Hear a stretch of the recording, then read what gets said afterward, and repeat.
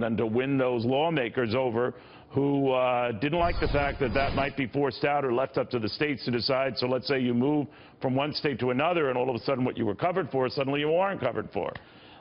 So to win over the likes of Fred Upton and Billy Long, two very reluctant congressmen on that, then do you lose anyone else? That's the way it's been going. All right, a concession made a conservative loses a Tuesday group moderate, or vice versa. RealClearPolitics Co-Founder Tom Bevan on that notion whether the White House is making progress on here.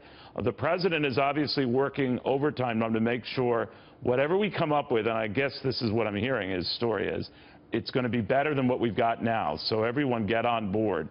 And he's not being subtle about it. What do you think?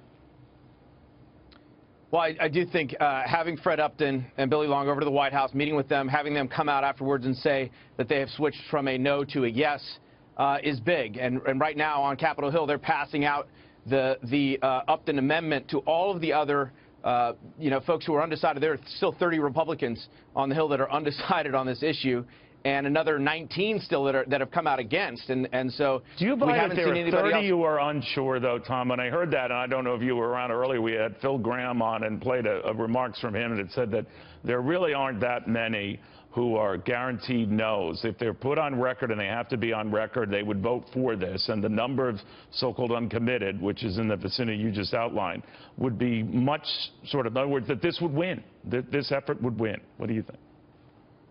Well, that is what Republican leadership is hoping, and that was sort of a lesson learned from last time, is they didn't go and go ahead and, because they thought they were not going to get the votes, so they didn't go ahead and force them to vote and put them on record. And they think when they do that, if they do that, that they will find less resistance. Does that always happen, Tom? Is the history on such votes? Phil Graham was telling me that was certainly the history in a series of votes that President Reagan had with tax cuts and other big efforts to increase defense spending, that a lot of people would balk at it, but when put on the spot, they'd vote for it. So in other words, this is much clearer a yay than a nay than we think.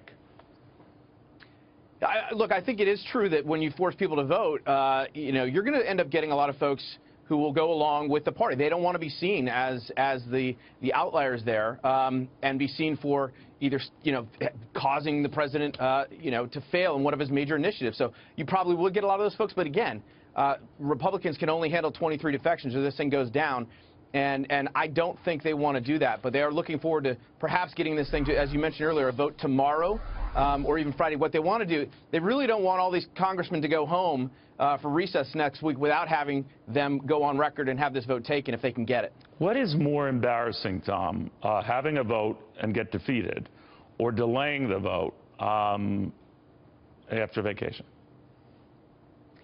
I think look, it's been a defeat for Republicans overall because this is a Rubik's Cube that they just have not been able to figure out, right? But I do think having on the record a vote where Republicans caused this thing to collapse would be worse than saying, kicking the can down the road and delaying it and saying, look, we're going to wait until we actually can, we know we have the votes before we take this thing to the floor. But you don't want to have a situation where this thing fails. It's put to a vote and Republicans cause it to go down to defeat. Tom Bevan, great catching up. Thank you. Thanks.